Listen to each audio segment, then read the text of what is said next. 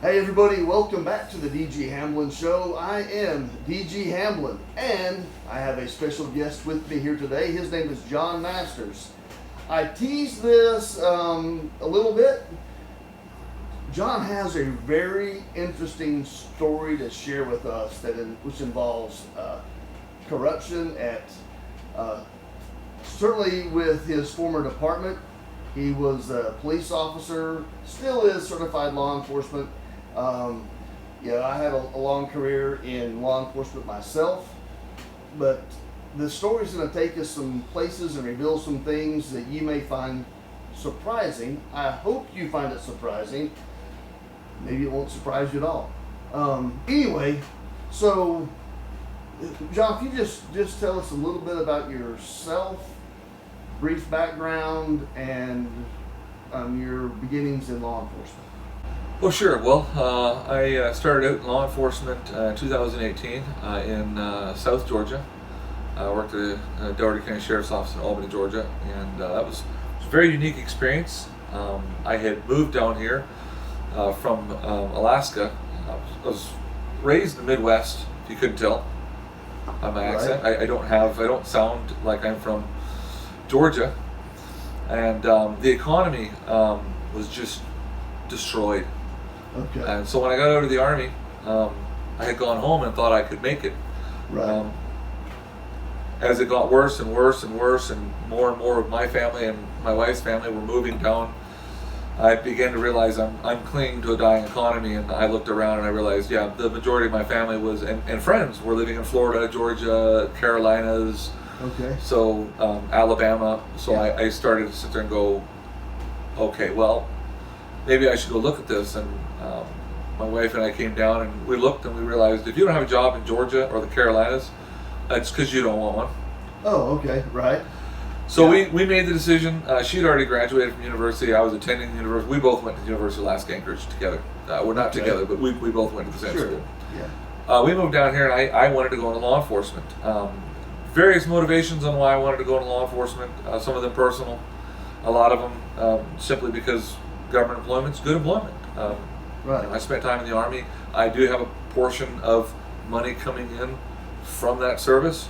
So I looked at it as this is stable, this is good employment. What could go wrong? Right.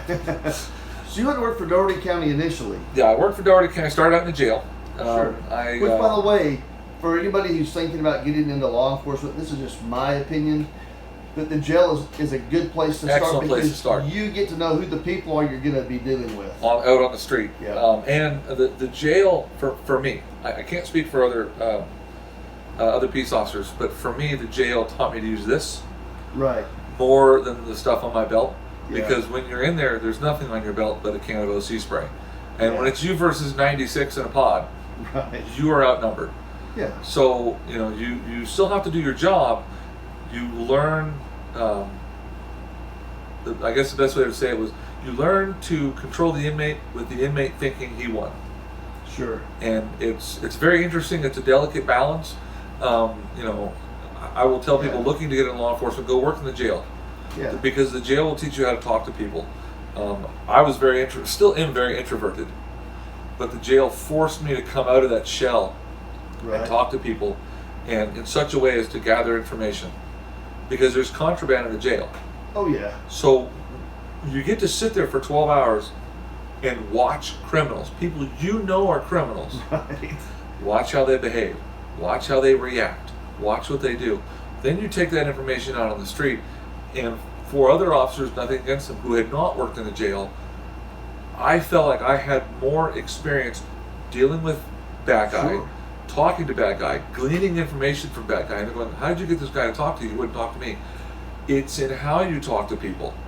Because I had spent a year in a jail. So that experience for me was incredible. And I used it when I went out on the street. I worked civil papers, worked serving warrants. We did the Dougherty County Sheriff's Office is very robust. They do a lot. Okay. They have They're their full fingers. service. They do. They are full service. They have their fingers into a lot of stuff. They have their fingers into a lot of task forces. From the outside looking in, it looks as if they're not. Right. People who actually work there are probably smiling if they're listening to this right now because they're going, "Yeah, no, we're busy. Sure. We got so much stuff, so many people, and I still know people over there that are doing stuff that has very little to do with civil papers or warrants, Right. because they've got so much going on. Yeah. Oh yeah. That's outside of the jail. Right. So that experience led me into that. I knew this was the career for me. I understand. Yeah. I know that feeling. Okay. So how long did you work there? I worked there from 2018 to 2020, a little over 2 years. And then you went from there to. I had started working part-time at a city department in Worth County. I had Okay. moved from one county where I had an almost hour and a half commute closer Okay. to Albany. The word at the time, there was not a lot of part-time available. Right. This was going into COVID. Yeah. So for me to find part-time meant going to another department and filling in shifts. Okay. So I started doing that. At the time, I thought it was a good department. It seemed like a good department. Sure. The department liked what I was doing. It was closer to home. At that time, Dougherty County did not have take-home cars. This Okay. department did. Oh, okay. So I took a pay cut to go work at this department because they were 5 minutes from my house, Right. and they had take-home cars. And for those of you who don't know, the money That that we it saved. saves, and it doesn't really cost the department that much to give you a take-home car. No. Hot seating cars, where that's a term we use where it goes from this shift to the next officer on the next shift. It just wears cars out really fast, and people don't take care of the car that they're not in every day and all that kind of stuff. So it's a benefit to the department, it's a benefit to you, and you can take a pay cut and do that. If you're going from no take-home car to take-home car, and so financially, this was a good move, and very Good. quickly, because I had already had good experience at Dougherty County, I started doing traffic interdiction. Now that's what this agency wanted. They wanted traffic interdiction. Right. Most people want traffic interdiction because they're trying to make the place safer, trying to get drugs off the streets, save lives. This all is a that. 4-lane highway moving through several towns in Worth County that connects Albany to I-75. Okay, so it's going So to be there's a lot of hotspot, drugs, a lot of guns, a lot of impaired drivers. Yeah. Okay. And the unofficial mission that was given to me was, yes, I want you out there doing traffic enforcement, absolutely. But since you already have this skill set, and I was putting myself through my own training to The get skills- better interdiction. The skill set being your ability to communicate and get information. And to develop leadership. identify suspect vehicles Okay. as they drive through. Right. There's a misconception when it comes to interdiction that we just pick a random car Right. and it's just stop everything that moves, and the law of large numbers says you'll hit the right car. And that's not how we do that. Well, some officers honestly do it that way And because some- they don't know what they're doing. No. But really good officers. And I got training. I got training in state. I got training out of state in Florida. I got Right. training from interdiction guys in Indiana, Okay. who had been doing interdiction around in and around the Gary area. I got Okay. training in New Jersey. You know, a lot of people don't know New Jersey does not have an automobile exception. There are other Oh, states that don't have an okay. automobile exception. The automobile exception is Yeah. if the police have probable cause to search your car, they can search your car. Right. Some states don't do that. I'm from a state that has no automobile exception, Alaska. Probable cause or not, Right. the trooper's got to go file for a search warrant. That's interesting. So Yeah. they'll separate people from the car and say, hey, we have probable cause, we're going to get a search warrant, we're going to search your car. Okay. So in those states, it's important for the police officer to not have to go through that process, to talk to people, Right. explain the probable cause, and get consent, Yeah. so that we're not wasting that amount of time. Yeah. It's not about getting consent to stuff people up. Right. It's about how you talk to people. So I went and learned in these states where they have to get consent or they're going to search warrant because there's no automobile exception. Montana is one of these states. Okay. So I went and learned from guys who were forced under their state's case law to do this. Their Supreme Court has said, no, there is no automobile exception here. We don't care what the Supreme Court says. Right. We're We have code section that has tightened this, Right. I mean, in which they can do. yeah. The state can make a more restrictive law. They can't make one less restrictive. Here's the classic case in point. Federal government says marijuana is illegal. Alaska says that's fine. We'd like to enter the union. We don't want it to be illegal. Sure. This is a condition of us entering. Yeah. Well, right, but they don't have to enforce the federal law. They can do their own. Yeah. Federal government has a choice to make. Yeah. Yeah. So but if you look at Alaska marijuana laws versus other states, wow, other states are really draconian compared to Alaska. Well, yeah, but Right. Alaska would look at Colorado and say that's draconian. Right. Gotcha. So and Colorado I is think of considered to Alaska be as being a very conservative state, and okay. yeah. So Yeah. Anyway, so I use that example to explain how case law works in each individual state. Each individual state can make up their minds on how they want to do things. So exactly. great example. In Georgia, there's no probable cause arrest here. Right. When I make an arrest, I have so much time to go put a warrant in front of a judge and explain it. Yep. There are police officers in this state who do not understand that concept Right. and do not believe, they think it's a formality. No, the state constitution makes it very clear. Not only do you have to put it in front of a judge, you must explain it to the judge. Right. I have met judges who don't understand. It's very rare. They will not make you do this and swear. Really? I have met judges Wow. who will not make me swear. Oh But my most of gosh, them, yeah. even if it's over the phone at 2 o'clock in the You're morning, supposed I to need swear. you to FaceTime with me. Why? They need to see me do this. Do you swear that everything in Wow. this affidavit is true? Do you best? Yeah. Yes, Your Honor, I do. They need to see and hear me say the words because there's no probable cause arrest in the state of Georgia, Right. and I've got somebody in lockup. Yeah. So you can take someone to jail. You can make the initial arrest, Yes, but that is then validated by the warrant process in this state. in the state of Georgia.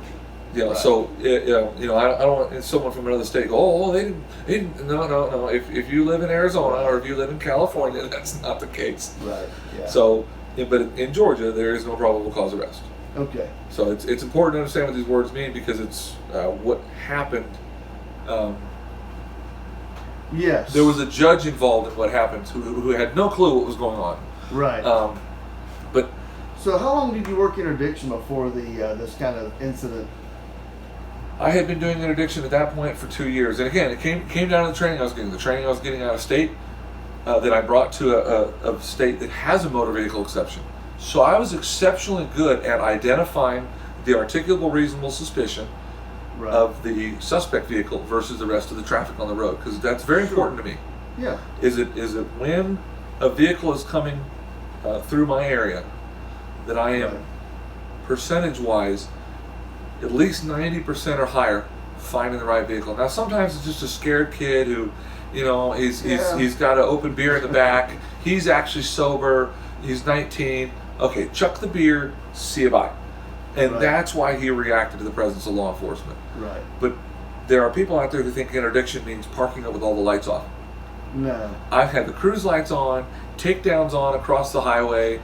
You knew I was police. You want to see the human reaction. I want to see You the want them to know you're a police officer. I want to see them as Yeah. they come through and they're losing their minds because why is there? Because I should be the most interesting thing they've seen in 20 minutes. Yeah. We used to do something similar. We would look. Honestly, I never had the training that you did. I did work narcotics, but we didn't do interdiction. We were just narcotics investigators and different thing. But I did learn that when we were going someplace, that you would watch the drivers and the passengers and vehicles you met, because when they realize you're police, if there's this sudden drastic change in their behavior, Yeah. and it's that quick, It's like the way I describe it to people is like, you ever see the ants in a line? yeah, You see that one that's out and he just tracks your attention? Right. That's a bad guy. yeah, When the police show up, that one guy that's doing the exact opposite of what everyone else is doing. Right. You're at some venue and there's 1,000 people there, and that one dude who's just not acting like anyone else. That's the guy who, hey man, is everything okay? Just hey, it's tier 1. It's a consensual contact. Is everything okay? yeah. And just see what he says. Okay. 99% of the time, he's going to lose his mind. And okay, now we can articulate. Okay, me saying hi to a guy should not make someone lose their mind. Sure. Okay, so you did this for 2 years. And it was very skilled at it. About how many arrests do you think you might have made during that In those time? 2 years, by myself, I made over 335 arrests with 140 DUIs. Wow, that's impressive. That's really Stolen good. stolen guns, convicted felon with firearms, Yeah. felony narcotics, distribution of narcotics, cash Yeah. related to narcotics, not just cash. See, Right. no, the cash and the drugs were in the same compartment. Now, we're human. We're all going to make a mistake at some point and have a case thrown out here and there for something. How many of those cases did you have thrown out on technicalities or anything like that? No. None. That's, and that's And because, specifically, that didn't happen because I took the code section to a very strict level. right. So case law in the state of Georgia allows a police officer to make a stop under what's called Arvizu. Arvizu versus United States went to the U.S. Supreme Court. I am allowed to make a stop under articulable reasonable suspicion. I chose not to. I made what's called a Wren stop. Wren versus United States. I waited for an actual violation of code section Right. so that now it's not just it's just reasonable suspicion. No. There's a violation of law. Right. So I'm stopping you for a violation of law. I can articulate that when I walk up to the driver. And one of the things I would do is to avoid the why you stop me things, Yeah. to avoid the officer robot, I would walk up there and I would say the words, hey, how you doing? And I would elevate my tone. Hey, how's it going? Hey, no big deal, okay? Listen, the reason I stopped you is because you just kept crossing over the fog line, okay? That's fair to maintain lane in the state of Georgia. My name's John. I'm here with the City Poulan Police Department. That's where you're at right now, Poulan, Georgia, okay? Listen, as long as your license is valid, nothing else is going on, it'll be a verbal warning, no court, no fine. Do you have your driver's license on you? Just completely de-escalate, and I did that for every single stop. Right. Just completely de-escalated the stop. They've already been promised a warning as long as their license is valid and nothing else is going on. Right. And then I would have them, hey, would you mind hopping out with me so we're out of traffic, and just have you sit with me in my front passenger seat so you can see everything going on the computer with your personal information. And I would let them sit with me in my front passenger seat, and I would conduct a front seat interview. It was great, worked epic for DUIs, because then I could smell in an odor-free environment, and I could see all the symptoms.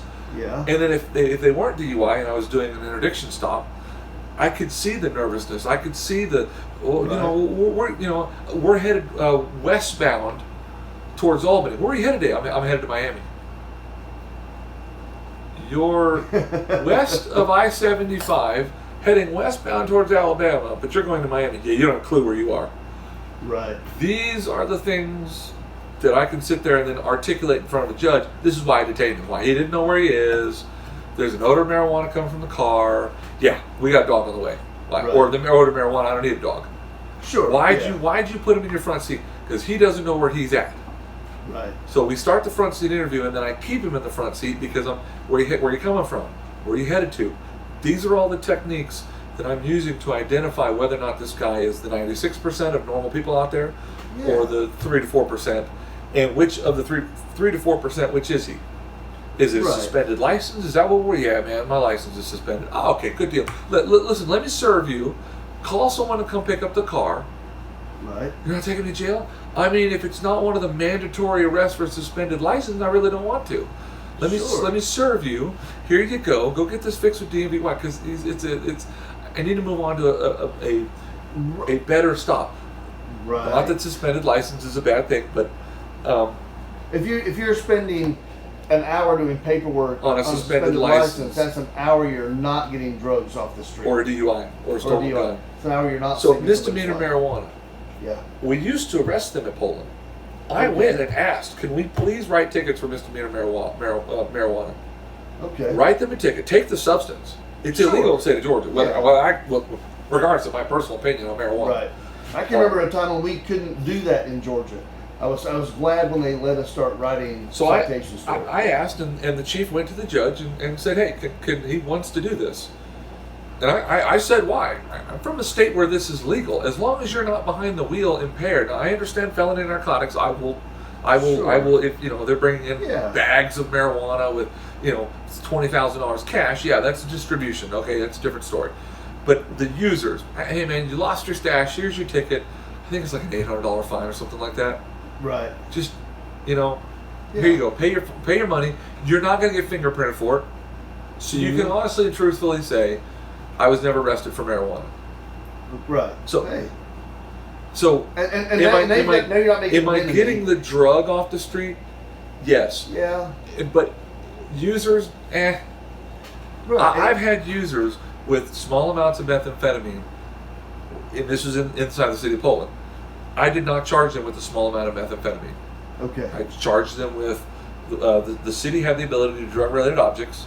Okay. At a city level, and I would wrap everything into drug-related objects and say, well, it is in a bag that's holding meth. Right. So the bag is not a drug-related object. Let's move this user through. Why? Because I don't want the user. I want his dealer. Sure. Right. And that's how you develop good priorities. That's how you develop good sources, good informants. It's important in how you talk to people. Yeah. And this is something I have tried to tell younger officers, and I've tried to tell it to cops who are doing this for 31 years, and they just can't get it through their head. When we go out there, I am not saying we are not supposed to fight for our cities and fight for our posts and fight for what we're supposed to be doing, okay? I'm saying there's fights out there we don't need to suit up for. Right. No one is going to talk to us if we're beating on them. Right. When you push somebody, they're going to push back. Right. Yeah. And it's all in the tone. So the initial approach on a traffic stop has got to be easygoing. Everything is nice. Everything's fine. Just want to make sure you're doing okay. It's 3 o'clock in the morning. When the moment I walked up there, I knew the guy was impaired. Sure. Or tired. But you're still nice. Still be nice. Even when they're impaired, it doesn't hurt anything to be nice. Because the Supreme Court, time and time again, has backed up every single cop who, in the course of the stop, finding whatever it was, a stolen gun, the drugs, during the suppression, they're going, no. You were chummy with this cop. Now you want to turn around and say you were had. No, I'm sorry. Yeah. You guys are sitting there, and look, the one happened in Idaho. You guys are sitting there chit-chatting about the weather, and then when hey, you mind if I search your truck? And you let him. Now that's consent. You're being friendly with the guy until the drugs were found. No. Yeah. So it pays off for the officer to be friendly. Yeah. Not all cops like that. Okay. So the interdiction success I had was from losing the authoritarian attitude. Right. Very quickly. Yeah. And from the very outset, walking up there with like I said, just changing my octave from where I'm at now to, hey, how's everything going? Nothing major. Right. Just immediately start bringing them down because they're already freaked out enough. That's right. Even the average person is really nervous. And if there is a stolen gun in the car, if the car is stolen, if they are impaired, especially if they're impaired to a high degree off either a narcotic or a high amount of alcohol, I need them calm anyways. Right. Yeah. Because I've been in one fight with an impaired driver. It sucked. Yeah. Because he had never-ending energy. Yeah. Because he's hopped up on a substance. Right. I'm running out of gas trying to fight this guy. I'm like, how's this guy still have the energy? He's high. Yeah, exactly. So it's for me, that experience taught me that anybody on the side of the road, my number one safety for me is to keep them calm. So my interdiction technique worked really well. Yeah. So I was finding stolen guns, convicted felons with firearms, where they'd get out of the car and I'd say, hey man, probation, parole. And they'd go, yeah, I'm on probation, I'm on parole. Nothing had popped up on my computer to tell me that. They would just open, oh yeah, I'm on probation, and there's a gun in the car. Yeah. Oops. Well, you're under arrest. You just don't know it yet. Right. Yeah. Okay. So you've been doing this for a couple of years. Yep. Really good at it. And then tell us about the stop you made that led to the issues which uncovered what was really going on there at that department. So this was a normal interdiction, everyday run-of-the-mill interdiction stop. Okay. I was on another stop with another officer from our city, and the female driver of the vehicle came by us, and she reacted. Okay. Do you remember the specific reaction? I'm just curious. As she came up, she looked at us, and there was nothing but trees over here. Yeah. And then she looked over at the trees, shoved her head behind the B pillar of her car, and then grabbed an ice cream. I'm like, well, now we got distracted driving. You've reacted. Now you have something in your hand you can't have in your hand. Subconsciously, people try to hide when there's no need for them to hide. And the thing is, that would have been innocent, all in by itself. Except as she passes us, as I'm getting in the car, I'm looking at the car, and she's just all over the rumble strips. Because now she's driving with her mirrors to see if I'm going to turn around. So all I hear is... Right. She's completely oblivious, and she's got the car almost off-road into the grass. At one point, she went into the grass. Right. So I turn the car around, and I run her tag. It pops up in Florida, suspended. Oh, wow. Florida law enforcement officer sees the tag. Driver has a suspended license for criminal reasons, which in Georgia means it's a mandatory arrest. Okay. So now, on top of the failure to maintain lane, on top of the reactions, she has a criminal suspension. She is going to be stopped and placed on arrest alone for the criminal citation, for the criminal suspension, because Florida has told all 50 states, stop this woman from driving. Right. For whatever reason. Yes. So I make the stop. I walk up there, and in plain view is a bag of marijuana and a pipe. What? Yeah, it's sitting right there. I'm just like, this is epic. Wow. How much marijuana do you think it was? It was about a bag about like that. Wow, it smelled like an ounce. It was less than an ounce, actually. An ounce? Yeah, it was misdemeanor marijuana. The bag wasn't completely full, but it was a sandwich bag. Okay.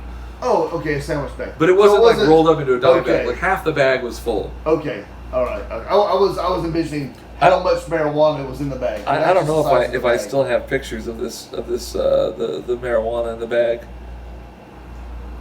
Okay. There it is. You can see the residue in the bag. That's misdemeanor. But that pipe was sitting in plain view. Right. And you could see that bag sticking out. Yeah. I'm just, oh, well, that's cool. So that's a sandwich Ziploc bag, but it's like 10% full or something. Yeah. Right. So it's my first thought is because the pipe, when I saw the pipe, I'm thinking she's impaired. Right. The normal way I approach the stop, and I told her, hey, the reason I'm stopping you is because of this and this and this and that. Okay, and when I ran your tag, you came back, you were suspended in Florida. Are you this person? Just told her everything. Yeah, I'm this person. Go ahead and hop out, come back here and talk to me. So she hops out, we're talking. I asked her, is there anything illegal inside the car? Because I can smell the odor of marijuana, and I didn't tell her what I see. Right. Don't ever tell them that. Right. Just, it's on body camera. Yeah. So their defense attorney will be able to see. The odor alone's bad enough, but really? Yeah. Got the pipe sitting out there. Right. She goes, well, can I use my phone? I said, yeah, sure. Where is your phone? Because I'm not going to let her go back to her car. Right. I'll get your phone. I remove her phone, and that's when I see the pills. Okay, so the pills were in the car. The pills were in the car. I'm like, oh, now we're at a felony. Yeah, gotcha. Because I could see the stamp on the pill. But yeah. It's like, oh yeah, that's hydros. Those are hydrocodones. Now this is a felony. Yeah. You earned all this. Yeah. I don't see any signs of impairment on her. Okay. So I'm at this point sold. So I went ahead and placed her on arrest with a suspended license. Okay. Put her in the back of my car. She's cuffed to the front.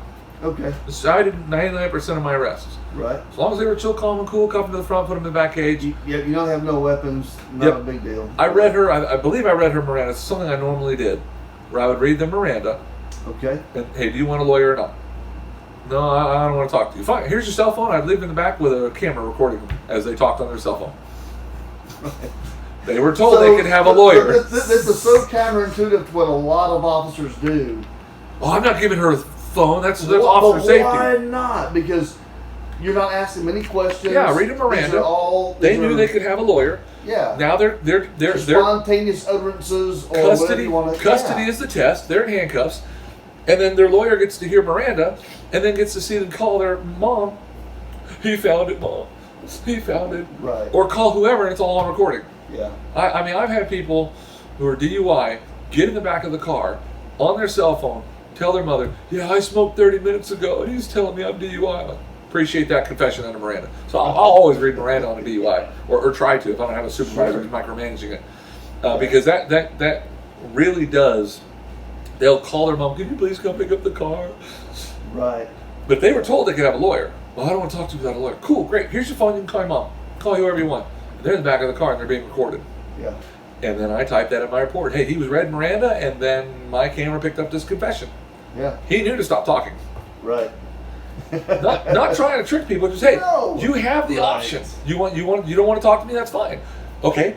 It's like the jail phones. How many people confess things on confess jail on phones? things on jail phone. And I did promise him I'd let him call his mom, so I believe if I promise someone, hey, I'm not going to tow your car, call your mom. They'll tell their mom, I had 8 beers and 2 joints and took an ecstasy pill. They're not confessing to their priest. They're not talking to their attorney. They're talking to their mom, brother or boyfriend or whatever. And they're in the back of a police car. But it amazes me how just by being nice and, hey, I told you I'd let you call your mom. Here's your cell phone. I'll let you call your cell phone. Absolutely. You don't even have to put it on speaker. Hey, listen, I'll turn the aircon up. I've sent a thing from the air conditioning on the passenger side up around. Oh, nice. So it would pump air back there. Yeah, I got the aircon on. Do you feel the air? Oh yeah, man, this guy's really nice. Oh yeah, the cop's really nice and friendly. Well, I mean, I smoked marijuana 30 minutes ago, but I felt I was good to drive. Thank you for admitting to your DUI. Right. Yeah. And that's why you're going 35 and 55. That's or for some cannabis users, for some reason they go faster. Yeah. Because they're trying to get that sense of speed. But right. Yeah. In her case. She sat in the back, and we searched the car. Okay. And during the search, we find a pill bottle with no prescription label on it. We find what was in that those pill pills. Bottle? Anything? It was that bag. Oh, the bag. Okay, gotcha. Yeah. So we just kept going. Okay. And through the course of this, we find these prepaid cash cards. Okay. That's indicative of sales. Yeah. And we find this bag. Okay. This bag of a white powdery substance. White powdery substance. Did you weigh the bag? Do you know how much was So in we there? actually took her to jail on what was originally in the car before testing this. Okay. And then we went to go apply to her for our warrants. But before applying for the warrants, we tested this twice. Okay. And both times we tested positive for which cocaine. test did you use? We used 2 different types of Scott reagent tests. Okay. And both times they tested. We followed the test instructions to the letter. Right. And I've seen the turned pictures of those. Pink over blue. Right. So any cop who sees his photos and go, that's cocaine. Yeah. So in 22 years, I just want to say this. In 22 years, I never saw a single false positive for cocaine. Yeah, I've never even heard of it.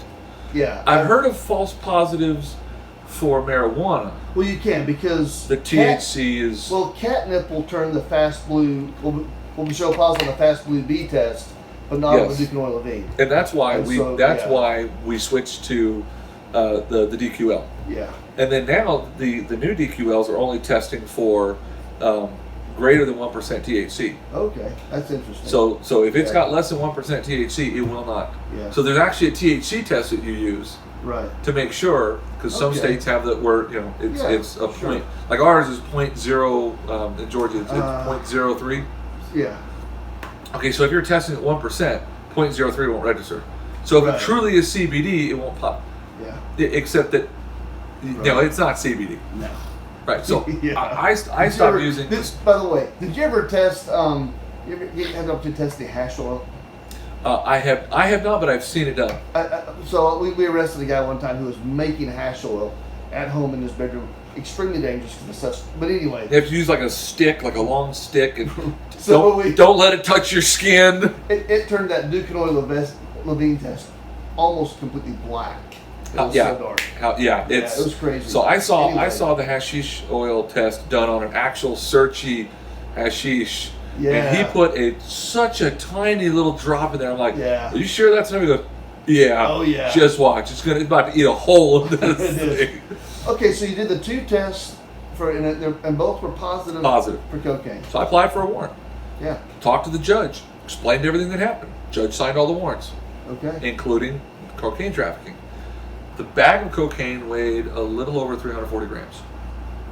Wow. So for those of you who don't know, that's about half a brick. 28.8. Is that right? That's grams to an ounce. I'd have to read code section. So you're talking about well over a half pound. Yeah, I think of cocaine. I don't remember exactly how many grams. I have to look code section turns into trafficking in the state of Georgia. I used to know. I know man.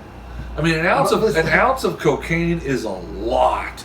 Oh, yeah, it is. Yeah. With an ounce of marijuana, I think half an ounce of think a half ounce of meth used to be trafficking. I don't know if it still is or not. I've been out for a while. Yeah, I don't think it is. But anyway, so that would be like 14 and a half roughly grams. I mean, like the picture we're looking at here. Yeah. What's sitting on the table that we use to put into the test kit. Yeah. That little amount of bit there, that is beyond what a normal human being would consume. Right. And that's a small amount. Yeah. Of just put some on the table, get a sample. Yeah. And that's why we took photos the way we did to show how we did this. We had our body cameras running, and that's a large amount of cocaine. It is. I mean, I don't know. Forget the bag. Forget the bag. That. Yeah. That what's just that we separated from just so that we could do the test. Right. Yeah. That is more than enough for us. If a single person snorted all that, right. Yikes. Yeah. They're going to hospital. Oh, for sure. So 340 some grams is a lot. It's half a brick. It is a lot. That's a lot. So we seized the car. We seized a lot that day. But the thing about seizing the car was, because we have a motor vehicle exception here in Georgia, we were going to return to the vehicle. Okay. We were going to continue searching. Sure. For false compartments. Yeah, I don't know what else might be there. We figured, we didn't know. Yeah. Now, she told us that it was hair dye. That was hair dye? That the cocaine was hair dye? That hair dye is white and powdery. Simple Google search will show no such product on the market. Yeah. Alrighty. Next day, this other officer and I are on another traffic stop. Okay. Police chief shows up to it. All right. Now, he's already ordered us to leave the bags unsealed when we submitted it to the evidence locker. The evidence bags are unsealed. Okay. And that... we obeyed the order. We didn't like it. Yeah. So, one of the important things with evidence is your chain of custody and security of the evidence. Mm-hmm. And so, that would be a major violation of any sort of... This was not the first time he had ordered us to leave bags unsealed. Not the first time. This was a routine where he would say, leave it unsealed so I can look at it. Monday, after this stop, the Monday following this stop. I'm talking about just for a second. Okay. Pretend you're a defense attorney. Yeah, I know where we're going with this. Right? And you find out that this is normal. Criminal procedures are completely ignored at the City Police Department. And not necessarily this case, any case. Yeah. And you submit your evidence to the evidence locker unsealed. What are the chances that a judge is going to throw that out in court if that comes out? Pretty high. Yeah, I mean, I don't know the judge that would. It's not going to make me look like a moron. No, it's going to make my police chief look like a moron. Right. Wow. Okay. All right. And in my head, this goes to law enforcement culture in Georgia. Chiefs are gods here. You do as you're told. You have a family to feed. Yeah. Right. Right. From that perspective, you are right. If you want to keep your job, you better do as you're told. Right. And if you don't, not only do you not have a job there, it can become difficult to get a job someplace else. As I learned. We'll get into that later. Yeah. Okay. So, wow. So you submit this. So you leave the evidence. So it goes into the evidence locker completely unsealed per his instructions. For anybody who doesn't know, we're documenting this. Yeah. Like, hold on. This is half a brick. This is a lot. This is that bag of cocaine alone, street value, somewhere between $80,000 to $120,000, depending on where it's being sold. That's a lot of cocaine. It is. Wow. Okay. I'm sorry. The thought of turning in any evidence unsealed just makes me cringe. Okay, so you turn it in. You're on a traffic stop the next day and he shows up. And this is not the only agency where I've had supervisors say, no, you don't have to seal that up. What? It is. I've never worked anywhere where that was the case. Really?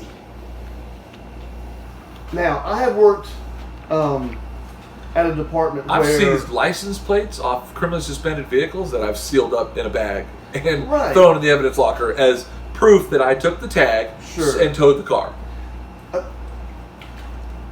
when But I was when I've I- had- when I- yeah when I when I've I had was- supervisors tell me, you can't tow a suspended vehicle. It's the first thing I'm doing is towing it. Okay, yeah. So, when I was a young officer, I remember my first probably 2 or 3 times that I submitted evidence to an evidence locker by myself. I made some kind of small mistake in the way that I filled something out. I'll bet And that it evidence. well, the evidence. So what happened is the custodian. I'll bet he lost his mind. Well, he was very understanding. He came to me. He brought the evidence still sealed up, brought the chain of custody, signed it back over to me. There you go. Instructed me properly in How to fix it. Yep, I Don't get fixed rid it. of your original chain of custody because Well, no, you we have kept- to now explain this. Yeah, we kept the same chain of custody. Right. It was just we had to Probably told you to- document the numbers on the evidence bags and all that Right. kind of stuff. Probably told you to go make an amendment Yeah. that hey, this Yeah. because in court that's easily explained. Right. Yeah. Hey. None of that was happening in Poulan. Wow. Okay. So I chose to simply document it yourself. so that it would be on him, not on me. Right. I don't want to go to prison. Right. I'd make a poor bad guy. I don't even fit in the back of the car. I'm 6'4". Yeah. And in the police academy, they made us get in the back of the car so we knew what it felt like. I'm like, wow, I'd make a poor criminal. I don't fit back here. Right. Okay. So he shows up, and then what happens? So he shows up the next day on another traffic stop that this other officer and I are on. And he wants to make sure we didn't seal the bags. Right. Like, okay, yeah, this is getting. I already knew I was going to be typing, so now I'm like, yeah, something's Wow. going on. I'm typing. Yeah. But he's the evidence custodian for the whole department. Right. So kind of, at the time I'm thinking, okay, I believe he has the right to do this. He shouldn't, but I can't find anything contrary in law that says he doesn't have the right to do this. Right. It violates everything we are taught about chain of custody and criminal procedure. But Yeah. it is what it is. Right. So the other officer and I looked at each other and went, okay. He said, well, we got to be sure because I don't want egg thrown on us, on our faces from the DA. And then he told me, and I'm paraphrasing, I documented this, but basically, the DA is having issues with you. He told me that. And my cases. It's the first I had ever heard of it. Well, I was under the impression I had an amazing relationship with the DA. I thought she Right. loved my cases. Sure. I was able to sit down with her and have conversations about my reporting. I went to advanced report writing and Yeah. brought that back and said, hey, is this better? She's going, much better. This is great. I love the cases you bring me. So for him to say that, I'm going, wow, maybe I was wrong. Maybe this lady really hates my guts, and I did not know about the culture of gossiping among law enforcement in Georgia. Okay. Yeah. Yeah. Is that they'll just say stuff that isn't true to get you to back down? And I found Not that realizing too. I'm not from South Georgia. I'm not from Georgia at all. So when you Right. tell me that, I'm going to actually believe it and take action on it Sure. and try to fix the relationship, which is what I did, Yeah. which then made her go, what are you, Well, look, who told you that? I am from here. I would have done the exact same thing. Hey, if I mean, there's- DA hates me, let's go find out why. Yeah. I mean, I don't need her to hate me. Or excuse me, if an assistant district attorney Right. hates me, I need to find out why. I always worked really hard to have a good relationship with our prosecutors. Absolutely. Yeah. Yeah. And look, and I wanted feedback. If there was something I could do to make a report, or And a they case gave better, me feedback. Yeah. They gave me unsolicited advice all the time. Where I wouldn't ask, they'd say, hey, future reference, this and this and this. This is the outcome is going to be in court. Yeah. So, in fact, why don't you stick around? Go clock out, come back. I got another case. You can actually see it live, Okay. and then Sure. you'll understand why I'm asking you to either I need more description on this, Yeah. or I need you to reword this. And then she'd let me see it on another case, and I go, Right. oh, this poor guy is getting grilled by the defense attorney. Why? Because he didn't document it well enough. And so she's Yeah. going, do you see what I'm going? Yeah. Yep. I'm sitting in the back row, and she's going, Yeah. turning around looking at me going, yeah, we're on the same page, lady. Right. Got it. So then I went to advanced report writing. I put myself through other classes, and I'd come back and how's this? Is this getting better? Oh yeah, this is much better. So I went from writing, a single page report to 3 and 4 pages. My Sure. DUIs were hitting 5, 6, and 7 pages. Yeah, and they ought to. Yeah, so it's very descriptive, where I'd have other cops, oh no, that's too much, there's no, if it's not on paper, doesn't matter what was on that body camera. Right. It didn't happen. Yeah.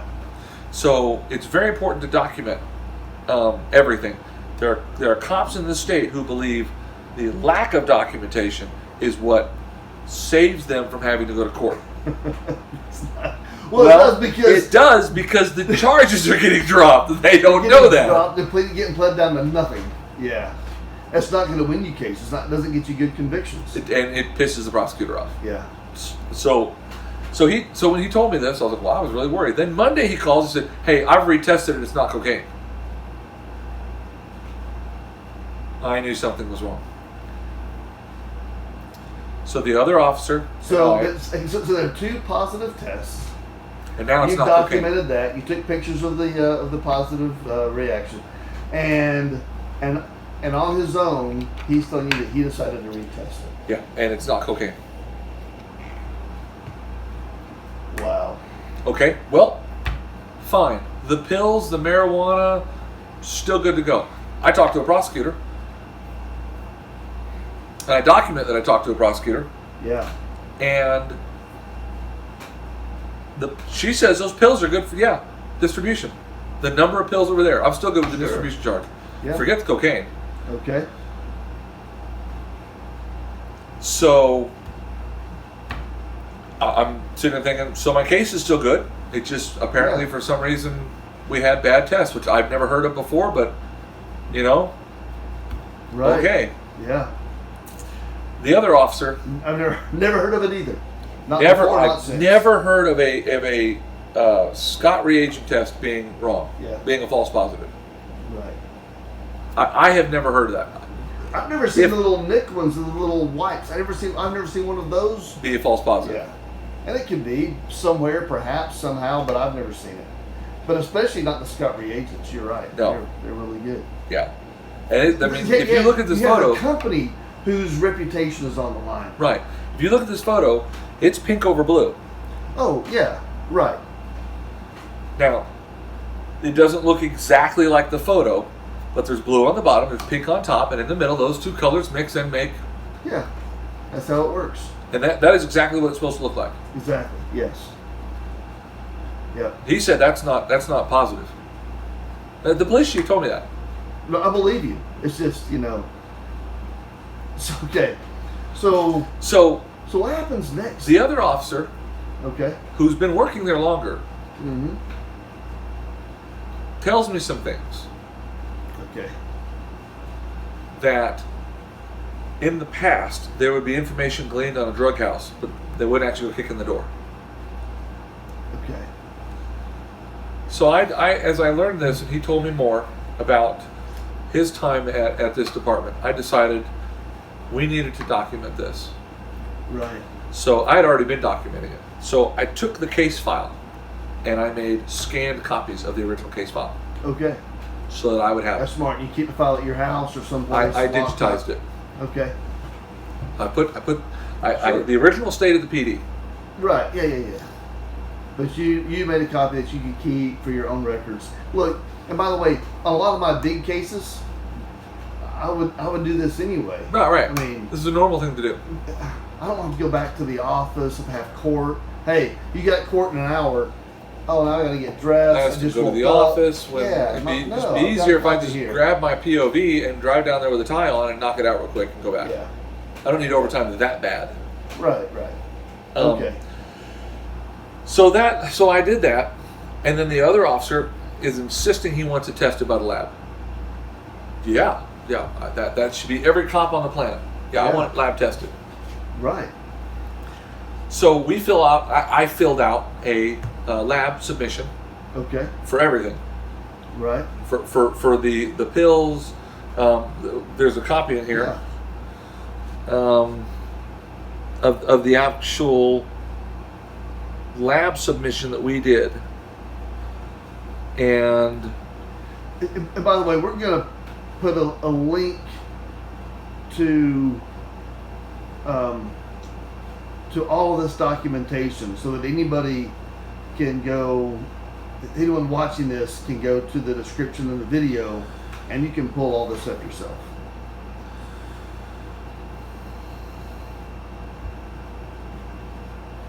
so the pills were sent, the powdery white substance was sent, they had already tested positive for cocaine. We do the submission. The chief, for some reason, was pissed off about that submission. The other officer comes in to take it to the lab, because I had to work that day. Right. He's been there an hour when I'm Okay. coming into work. And the chief is tearing him up one side and down the other. For the lab submission? Yeah. He has got the bag of cocaine out on the table, on a table that people eat on. This was the break table. He has got it out. And he has got little pieces of paper. Not the wipes. They look like the things, the little pieces of things that come with the searchy kit, so you don't have to touch fentanyl. Yeah. That's what they look like. Yeah. I've never seen these used for drug testing before. And he's You're got about the little skinny thin slips like. yeah. Yeah, they're paper, they're plastic sometimes, but we Yeah. used to use to put, they come with the kits to, like for testing meth or fentanyl, anything, so you don't touch it. That's right. Okay, Even with nitrile gloves on. right, so he's got those things. But he's saying these are test strips. Now I don't have this on recording, but I documented it. Okay, He's got a pile of the cocaine out on the table. And he's throwing it on the test strip and saying, see, it's not cocaine. It's not cocaine. I mean, he is pissed. But if you want to take it to the lab, you want to be embarrassed, be my guest. And I'm going, great. Now the weight went down. right, Because he took his hand and wiped the table off. So I'm going, great. Now the weight is going to be less than what I weighed it at. Now I have to answer that. okay, So I documented it. That stuff was coming out of the bag as the other officers trying to get this to the crime lab. okay, okay, Sometime later, another day, I think it was a couple weeks, I am doing a normal thing of filing paperwork. It was one of my additional duties. And I find a report that the assistant chief wrote that says the other officer gave the suspect her car back, her cards, all the criminal nexus that we had established, gave her everything back except the pills, the marijuana, the pipe, and the powdery white substance, which went to the marijuana, of course, didn't go to the crime lab because the GBI crime lab won't test anything under an ounce. well, right, in most places, you either have a It's not certified marijuana examiner in your department, And they're not even doing that somebody, anymore. yeah. Yeah, so it's if Well, you yeah, have not now. if you have a Yeah. street test, yeah, and even at the time they wouldn't. Yeah, So when I read that report, I showed it to the other officer, and he's looking at it going, I wasn't even at work. so we have a falsified report. We have a false statement by the assistant chief. Hmm. So I took photos of it, and I used my phone to create very fast scanned copies on Apple Scanner. Sure, okay, And I put it onto my little Google Drive that I'd already created to start documenting all this. yeah, The other officer calls the police chief and confronts him. wow, I couldn't get out of the building fast enough. wow, The police chief showed up and starts pounding on the door. Now, I didn't know it was the police chief. So someone pounding Right. on the PD door is normally employee entrance.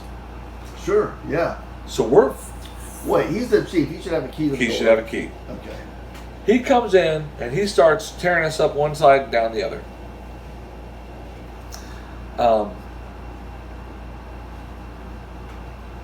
It's a slew of obscenities. sure, yeah, I've been in law enforcement. I can just imagine. Yeah. Yeah.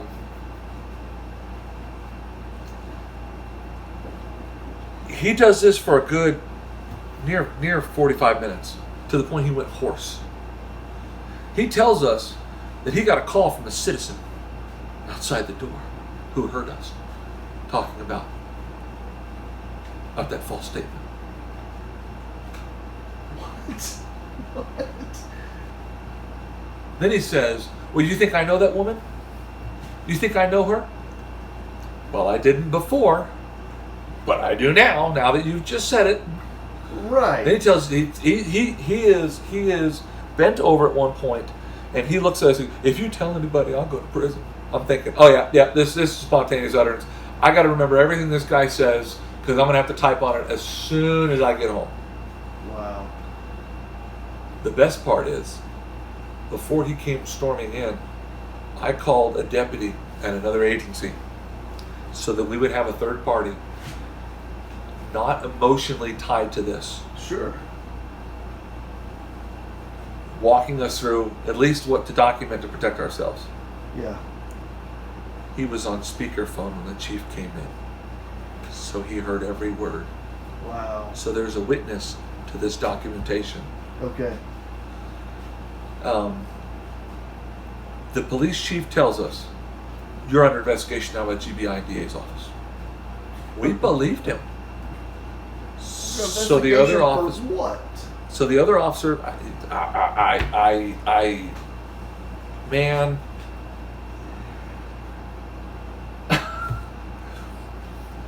I laugh about it now. At the time, it was surreal. Sure. Yeah. Now I'm laughing about it, going, wow.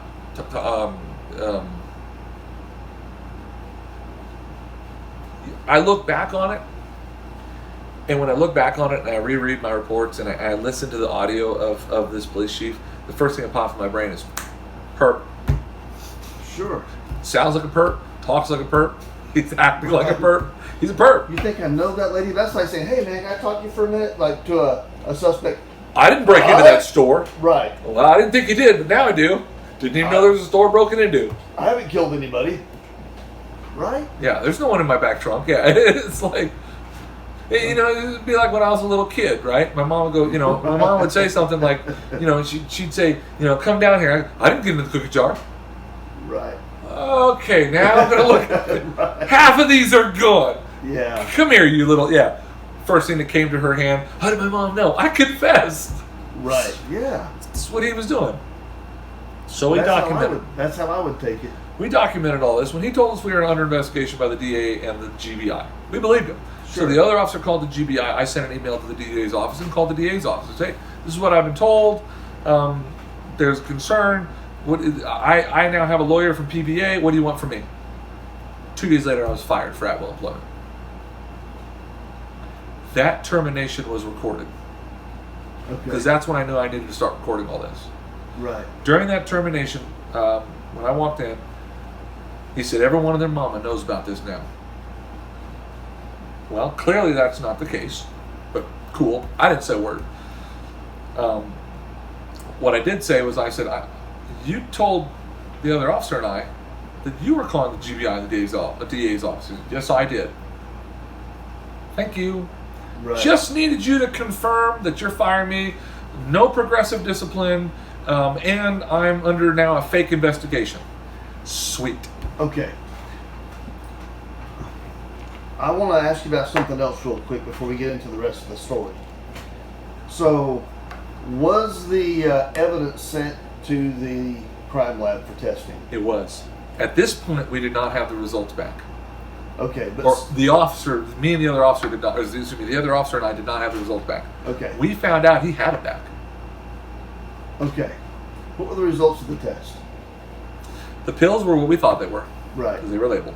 Yeah. The white powdery substance was no longer white and no longer powdery. Right. And it no longer weighed 340 grams.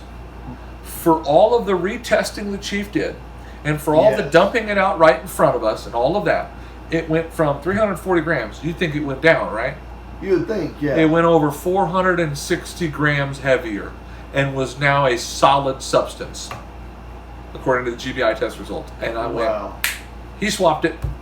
There it is, right there. Yeah, it's obviously not the same thing you had. Now, I got that the night of the appeal hearing. Oh, okay. No, it was after the appeal hearing. Okay. The night of the appeal hearing, the assistant chief was texting a volunteer firefighter who he happened to be related to, Okay. telling him all sorts of weirdness. Right. So, okay, I just want to go over this real quick. Okay. And people can come to their own conclusion.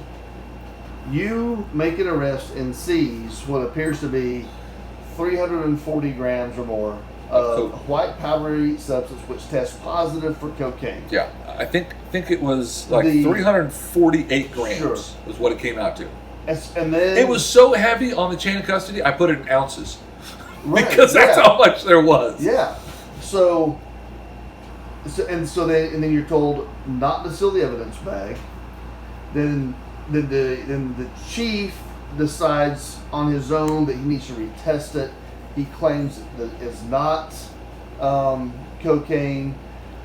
The evidence, something, is sent into the crime lab.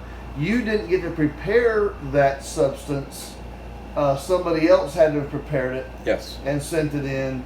And whatever was sent in now looks different, has a different weight, and is negative for cocaine.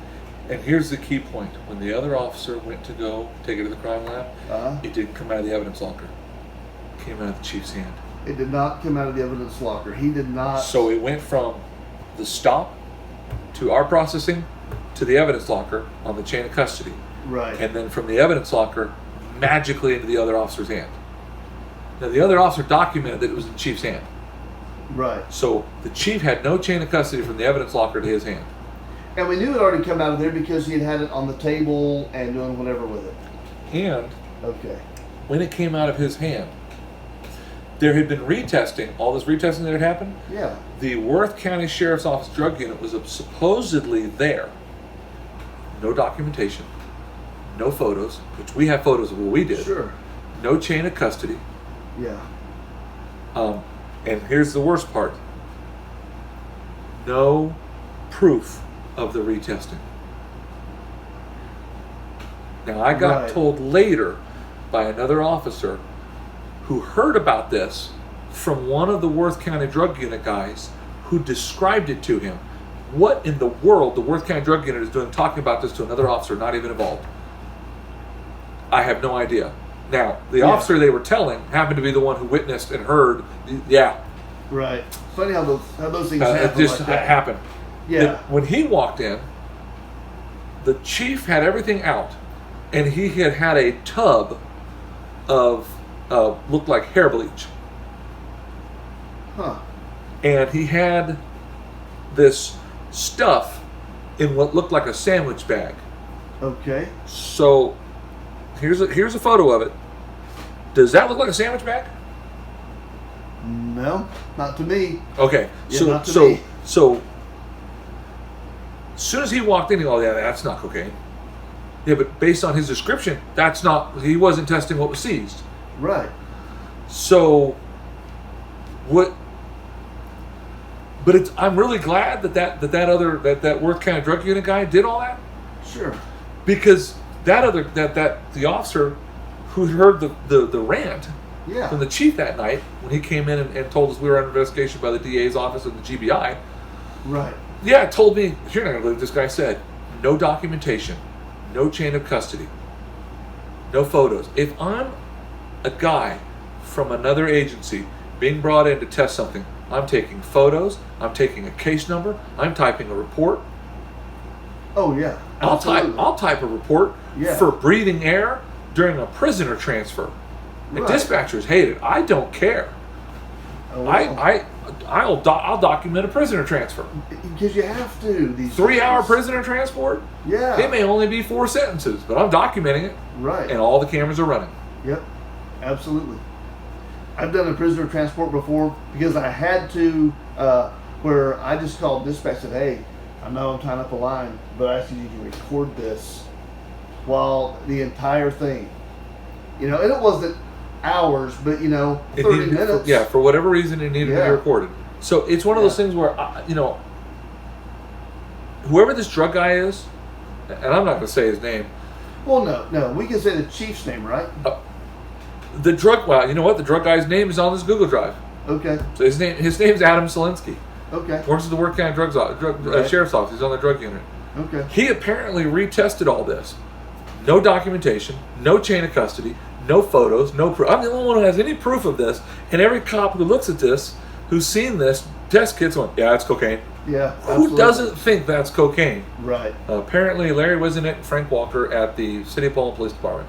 And Larry Wisenett is the chief. And Frank Walker is the chief. And he's still there as the chief. He is still there. He is still Larry the chief. Walker is not there anymore. Frank Walker is not there. He retired. And when he retired, best part was, I was in the middle of a lawsuit with the city.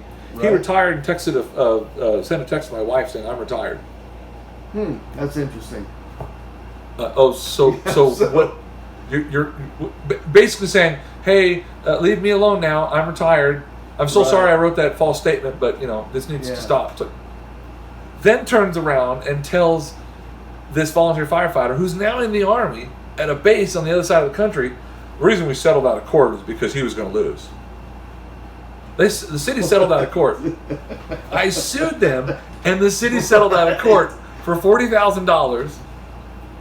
Did not make me sign a non-disclosure agreement, which was amazing, and sent a letter to Georgia Post saying that they needed to change my status from terminated to voluntary resignation. Have you ever heard of a city in Georgia backpedaling that hard? No. Now, I knew they were in trouble. And now they're not allowed to talk about me at all without a lawyer present. Wow. That's interesting. Okay. So I go.